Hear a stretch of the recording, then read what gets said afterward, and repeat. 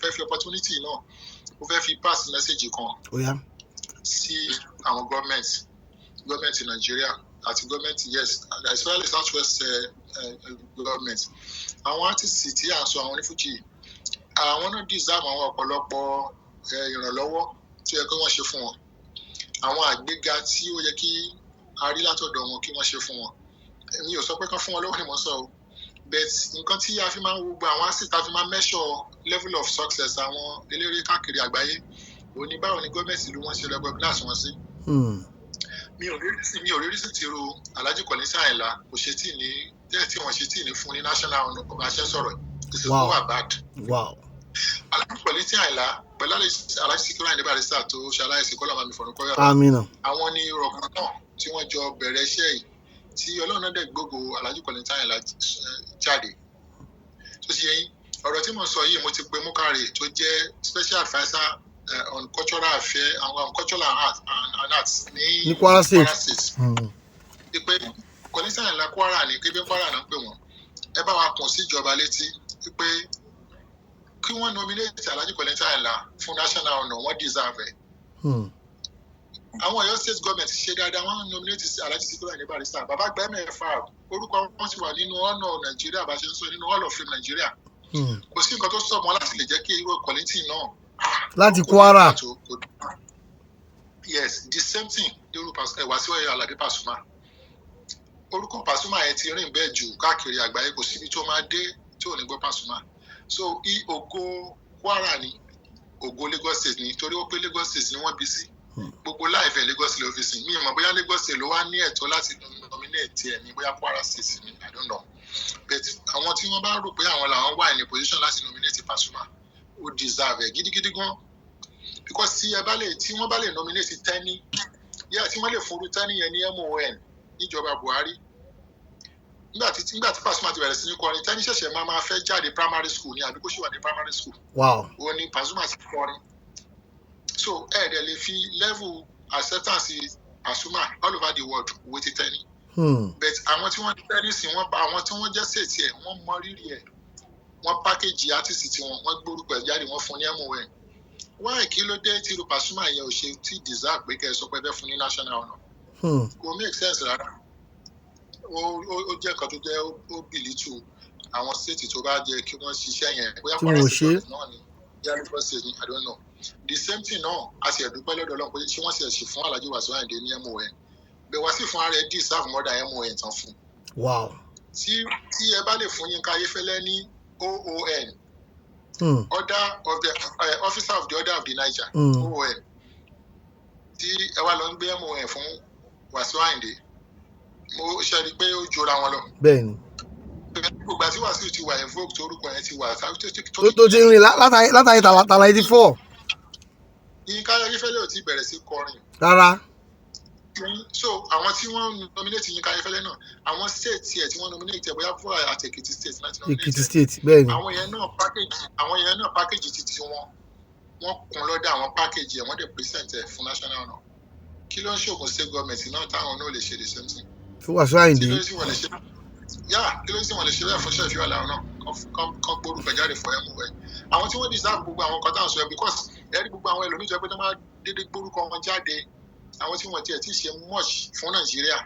wọ́n á kàn list orúkọ wọn wọ́n dẹ̀ fún wọn má dẹ̀ wá wo gbogbo rosa yẹn má rí pé gbogbo àwọn tí wọ́n deserve ẹ̀ wọ́n ò fún wọn. so ṣe ní the same thing Saheed náà wà ń bẹ̀ Saheed Òṣùpá náà wà ń bẹ̀ àwọn Ọ̀yọ́ state government so èmi kàn pass àwọn message yìí láì lè ta wọn jí. reason tí mo ṣe ń sọ̀rọ̀ ni pé ṣe mọ̀ pé genre of music yìí làwa ti ń jẹun láti jẹ́ èèyàn. bẹ́ẹ̀ni. ibẹ̀ láti dìde ibẹ̀ lọ́lọ́run ti gbàdúrà wa so custody má di pé káwa náà fight káwa náà lo nǹkan tó bá lè lò láti fi lè fi support wọn that's what I'm saying is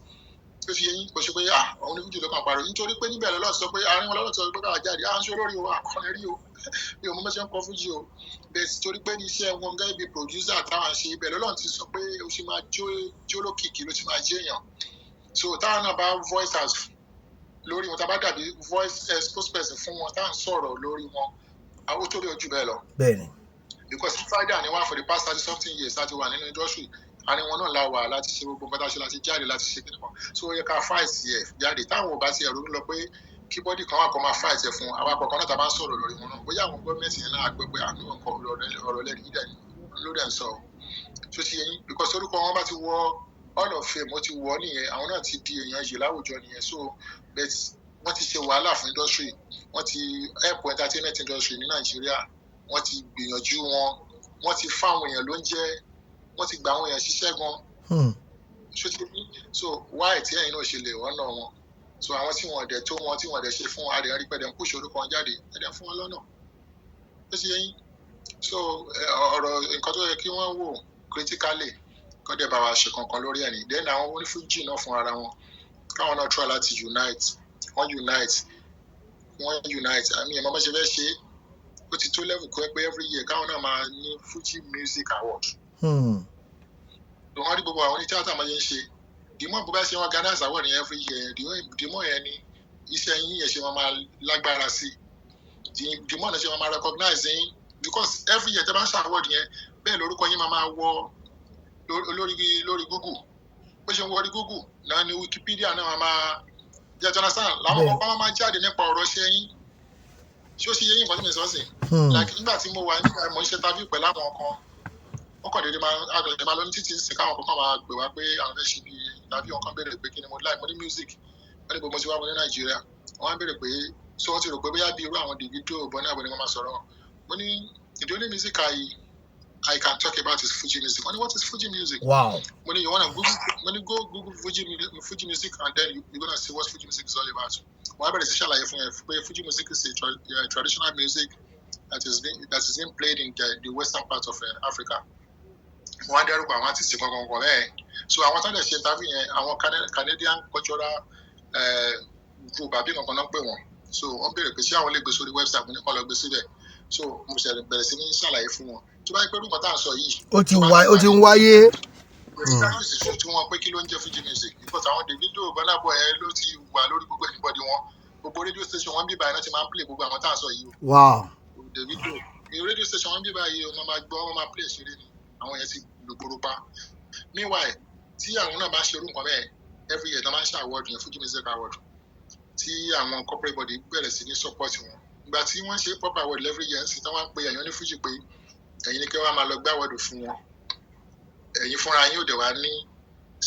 segment kan téèyàn máa fi fúnra yín láwọ̀dẹ̀ every year níbẹ̀ gbéra yín lárugẹ so ó yẹ káwọn náà settle kan package ara wọn more than this year I know they are trying especially lórí nǹkan tó máa ń ṣe every year yẹn but kan package ara wọn wọ́n máa dẹ̀ unite kí wọ́n lè help ṣe yẹn so wọ́n máa jẹ pé bóyá bíi kò ní lè ráyè move ju tó move sí tó yẹn lọ so ẹ ṣé gan. ẹ ṣé God bless sir adúgbò a tún máa kọ sí gbà mí o orúkọ yín lẹ́ẹ̀kan sí ká tó máa lọ orúkọ yín sà. Bọ́lájí Bello lórúkọ tèmi o Bọ́lájí Bello lórúkọ mi o. ọmọ ọlọ́run mo lè. ó dàbọ̀ ẹ ṣé mo dúpẹ́ o. Alore TV Alore TV nílé nínú òkúni ẹ máa wò ó ètò tó kọ́ni lọ́gbọ́n ètò tó kọ́ni lóye ní gbogbo àgbáyé ẹ máa wò ó Alore Alore ẹ máa wò ó ẹ máa wò ó Alore ẹ máa wò ó